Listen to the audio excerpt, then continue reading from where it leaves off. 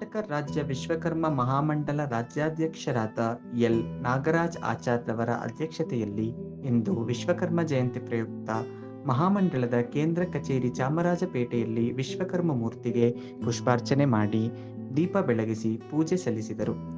ಇದೇ ಸಂದರ್ಭದಲ್ಲಿ ಉಪಾಧ್ಯಕ್ಷರಾದ ಶಂಕರ್ ಸೇರಿದಂತೆ ಪದಾಧಿಕಾರಿಗಳು ಉಪಸ್ಥಿತರಿದ್ದರು.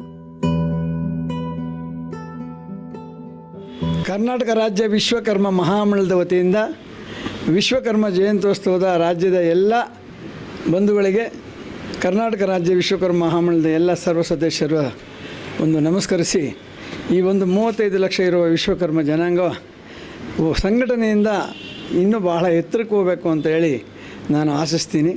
ಜೊತೆಗೆ ಈ ದೈವಶಿಲ್ಪಿ ವಿಶ್ವಕರ್ಮನ ಮನೆಯಲ್ಲಿ ಪ್ರತಿಯೊಬ್ಬ ಜನಾಂಗನೂ ಮನೆಯಲ್ಲಿ ಪೂಜೆ ಮಾಡಿದ್ರೆ ಅವ್ರಿಗೆ ಭಾಳ ಅನುಕೂಲಗಳಾಗುತ್ತೆ. ಯಾವುದೇ ಕಷ್ಟ ಇದ್ದರೂ ಪರಿಹಾರ ಆಗುತ್ತೆ. ಇಡೀ ರಾಜ್ಯದ ಜನ ವಿಶ್ವಕರ್ಮನ ಪೂಜೆ ಮಾಡಬೇಕು. ವಿಶ್ವಕರ್ಮನಿಗೋಸ್ಕರ ಈ ನಾವೆಲ್ಲ ದೈವಶಿಲ್ಪಿ ವಿಶ್ವಕರ್ಮನ ಪೂಜೆ ಮಾಡಿ ಭಾಳಷ್ಟು ಎತ್ತರಕ್ಕೆ ಬಂದಿದ್ದೀವಿ. ತಾವು ಸಹ ವಿಶ್ವಕರ್ಮನ ಪೂಜೆ ಮಾಡಿ ಎತ್ತರಕ್ಕೆ ಬರಬೇಕು ಅಂತ ಕೇಳ್ಕೊಳ್ತೀನಿ. ಜೊತೆಗೆ ಈ ನಮ್ಮ ನೆಚ್ಚಿನ ಪ್ರಧಾನಮಂತ್ರಿಯವರು ಸೆಪ್ಟೆಂಬರ್ 17ನೇ ತಾರೀಕು ವಿಶ್ವಕರ್ಮನ ಜನನ, ಸೆಪ್ಟೆಂಬರ್ 17ನೇ ತಾರೀಕು ನರೇಂದ್ರ ಮೋದಿಜಿಯವರ ಜನನ ಸೆಪ್ಟೆಂಬರ್ 17ನೇ ತಾರೀಕು. ಸುಮಾರು 15,000 ಕೋಟಿಗಳನ್ನು ವಿಶ್ವಕರ್ಮ ಕುಶಲಕರ್ಮಿಗಳಿಗೆ ಅನುಕೂಲಗಳನ್ನು ಮಾಡಿಕೊಟ್ಟಿದ್ದಾರೆ. ಈ ದೇಶದ ಜನ ಅದನ್ನು ಬಳಸ್ಕೋಬೇಕು. ಅದರಿಂದ ನಾವು ಮೇಲಕ್ಕೆ ಬರಬೇಕು ಅಂತೇಳಿ ಈ ಒಂದು ಸಮಯದಲ್ಲಿ ಹೇಳಕ್ಕೆ ಇಚ್ಛೆಪಡ್ತೀನಿ. ಕರ್ನಾಟಕ ರಾಜ್ಯದಲ್ಲಿ ವಿಶ್ವಕರ್ಮ ಸಮುದಾಯಗಳ ನಿಗಮ ಮಾಡಿದ್ದಾರೆ. ಆ ನಿಗಮದಲ್ಲಿ ಪ್ರತಿಯೊಬ್ಬರೂ ಲೋನ್ ಪಡ್ಕೋಬೇಕು. ನಮಗೆ ಯಾಕೆ ಅಂತ ನಾವೇನಾದರೂ ಹಿಂದಕ್ಕೆ ಬಿದ್ದರೆ ಖಂಡಿತವಾಗಿ ನಾವು ಮುಂದಕ್ಕೆ ಬರೋಲ್ಲ. ಆದ್ದರಿಂದ ಕರ್ನಾಟಕ ರಾಜ್ಯ ವಿಶ್ವಕರ್ಮ ಸಮುದಾಯಗಳ ನಿಗಮದ ಅನುಕೂಲಗಳನ್ನು ಪಡ್ಕೊಳ್ಳಿ. ಜೊತೆಗೆ ಕರ್ನಾಟಕ ರಾಜ್ಯದ ಮಾನ್ಯ ಮುಖ್ಯಮಂತ್ರಿಗಳು ವಿಶ್ವಕರ್ಮ ಸಮುದಾಯ ನಿಗಮಕ್ಕೆ 85 ಕೋಟಿ ರೂಪಾಯಿಗಳನ್ನು ಕೊಟ್ಟಿದ್ದಾರೆ. ಆ 85 ಕೋಟಿ ರೂಪಾಯಿಗಳನ್ನ ಮನ್ನಾ ಮಾಡಬೇಕು. ಮತ್ತು ವಿಶ್ವಕರ್ಮ ಸಮುದಾಯ ನಿಗಮಕ್ಕೆ ಅಧ್ಯಕ್ಷರನ್ನ ನೇಮಕ ಮಾಡಿಲ್ಲ, ದಯಮಾಡಿ ನೇಮಕ ಮಾಡಬೇಕು.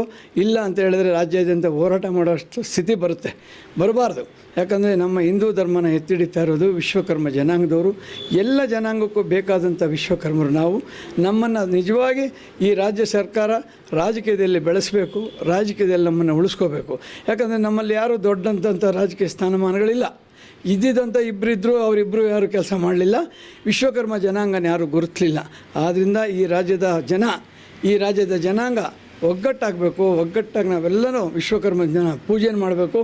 ಜೊತೆಗೆ ವಿಶ್ವಕರ್ಮನ ಜನಾಂಗನ ಒಬ್ಬರಿಗೊಬ್ಬರು ಸಹಾಯ ಮಾಡಬೇಕು ಅಂತ ಹೇಳ್ತಾ ನನ್ನ ಈ ಒಂದು ವಿಶ್ವಕರ್ಮ ಜಯಂತ್ಯೋತ್ಸವ ಇವತ್ತು ನಾವು ಏನು ಕರ್ನಾಟಕ ರಾಜ್ಯ ವಿಶ್ವಕರ್ಮ ಮಹಾಮಂಡಲ ಮಾಡಿದೆ, ಅದೇ ರೀತಿ ರಾಜ್ಯಾದ್ಯಂತ ಎಲ್ಲ ವಿಶ್ವಕರ್ಮರು ಪೂಜೆಯನ್ನು ಮಾಡಿ ವಿಶ್ವಕರ್ಮ ಜನಾಂಗ ಒಗ್ಗಟ್ಟಾಗಿ ಸರ್ಕಾರದ ಸೌಲಭ್ಯಗಳನ್ನು ಪಡ್ಕೊಂಡು ರಾಜ್ಯದ ರಾಜಕೀಯದಲ್ಲಿ ಮುನ್ನಡಿಬೇಕು ಅಂತ ಹೇಳ್ತಾ ನನ್ನ 2 ಮಾತುಗಳನ್ನ ಮುಗಿಸ್ತಾ ಇದ್ದೀನಿ.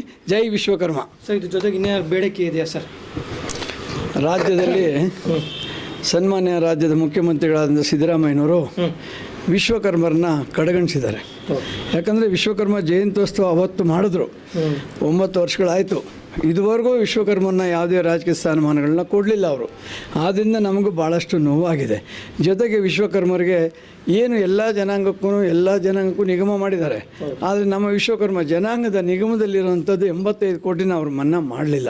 ಹಿಂದುಳಿದ ವರ್ಗಕ್ಕೆ ಅವರು ಮೊದಲನೇ ಬಾರಿ ಮುಖ್ಯಮಂತ್ರಿ ಆದ ತಕ್ಷಣವೇ 420 ಕೋಟಿಗಳನ್ನ ಹಿಂದುಳಿದ ವರ್ಗದ ದುಡ್ಡು ಮನ್ನಾ ಮಾಡಿದ್ರು. ನಮ್ಮ ಜನಾಂಗದ್ದು ಮನ್ನಾ ಮಾಡಲಿಲ್ಲ. ಆದ್ದರಿಂದ ನಾವೇನು ಸರ್ಕಾರಕ್ಕೆ ಕೇಳ್ಕೊಳ್ತೀವಿ ಅಂದರೆ ವಿಶ್ವಕರ್ಮ ಜನಾಂಗನ ಗುರುತಿಸಿ ನೋಡಿ, ಮುಂಬರುವಂಥ ನಗರಸಭಾ ಸದಸ್ಯತ್ವಗಳನ್ನ ನೀವು ನಾಮನಿರ್ದೇಶಕರನ್ನಾದರೂ ಮಾಡಿ, ಇಲ್ಲಾಂದರೆ ನಮಗೊಂದು 50 ಟಿಕೆಟ್ ಆದರೂ ಕೊಡಿ. ನಾವು 50 ಜನಕ್ಕೆ ನೀವು ಟಿಕೆಟ್ ಕೊಟ್ಟರೆ ಗೆಲ್ತೀವೋ ಒಂದ್ಸಲಿ ಸೋಲಿ ಮತ್ತು ಇನ್ನೊಂದ್ಸಲಿ ಗೆಲ್ತೀವಿ. ಯಾಕಂದರೆ ನಮ್ಮಲ್ಲೂ ಆರ್ಥಿಕವಾಗಿ ಚೆನ್ನಾಗಿದ್ದು ನಾವೇನು ಆರ್ಥಿಕವಾಗಿ, ಯಾಕಂದರೆ ಸ್ವಾಭಿಮಾನ ಜಾಸ್ತಿ ನಮಗೆ. ಯಾರ ಮನೆ ಬಾಗಿಲಲ್ಲೂ ಹೋಗಿ ನಾವು ಕೈ ಕಾಲು ಹಿಡಿಯಲ್ಲ, ಯಾರ ಮನೆ ಬಾಗಿಲ ಹತ್ರ ನಾವೇನು ಕೇಳಲ್ಲ. ಆದ್ದರಿಂದ ನಾವು ಸ್ವಾರ್ಥಿಗಳು ಅಂತೇಳಿ ಅವರು ಹೇಳ್ತಾರೆ. ಯಾಕಂದರೆ ವಿಶ್ವಕರ್ಮರು ಯಾರನ್ನೂ ಕೇಳಲ್ಲ, ಯಾರ ಹತ್ರನೂ ಅವ್ರು ಕೇಳಿ ಅವರು ಇದು ಮಾಡಲ್ಲ. ಆದ್ದರಿಂದ ವಿಶ್ವಕರ್ಮರು ಸ್ವಾರ್ಥಿಗಳು.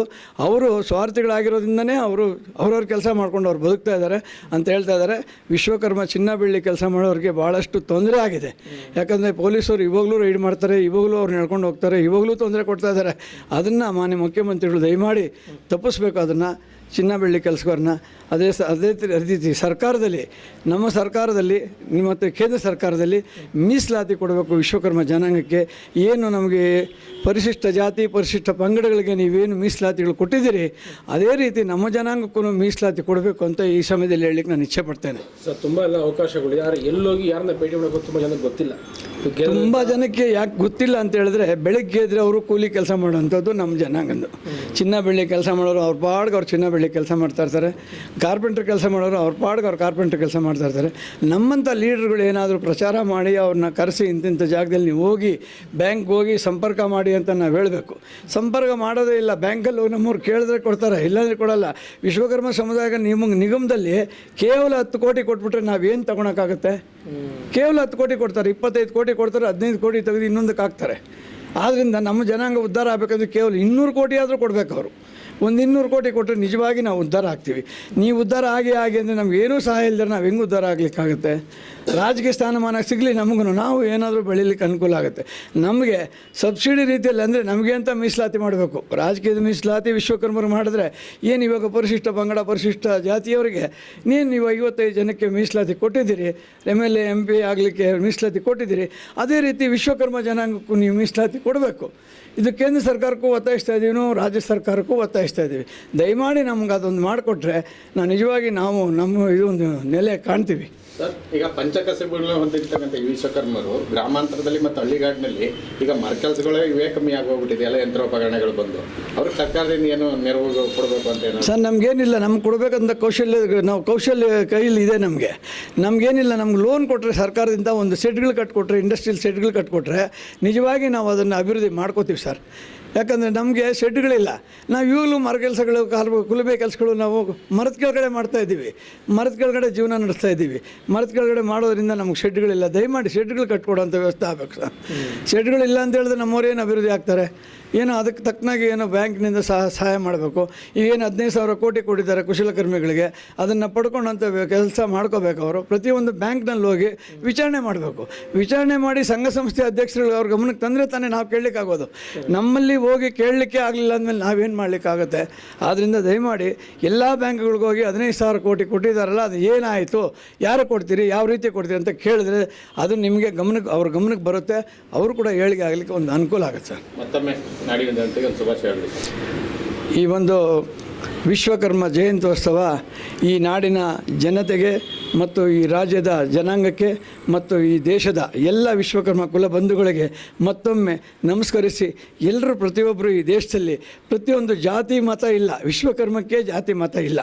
ಆದ್ದರಿಂದ ಪ್ರತಿಯೊಬ್ಬರೂ ಮನೆಯಲ್ಲೂ ವಿಶ್ವಕರ್ಮನ ಜ್ಯೋತಿ ಬೆಳಗಿಸಿ ಮನೆಯಲ್ಲೂ ವಿಶ್ವಕರ್ಮನ ಪೂಜೆ ಮಾಡಿ ಎಲ್ರಿಗೂ ಶುಭಾಶಯ ಆಗಲಿ. ಎಲ್ರಿಗೂ ನಾನು ಶುಭಾಶಯ ಕೋರ್ತಾ ಇದ್ದೀನಿ.